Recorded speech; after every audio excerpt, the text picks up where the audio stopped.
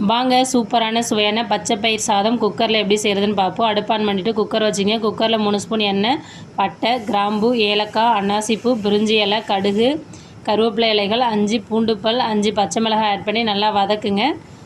வதக்கின பிறகு ஒரு பெரிய சைஸ் பெரிய வெங்காயத்தை பொடியாக கட் பண்ணிவிட்டு கண்ணாடி பதம் வர வரையும் வதக்கிக்கிங்க. அது கூட பொடியாக கட் பண்ணி வச்சுருக்க தக்காளி ஒன்று, மஞ்சள்தூள் சிறிதளவு சேர்த்து தக்காளியை நல்லா நைஸாக வதக்கணுங்க.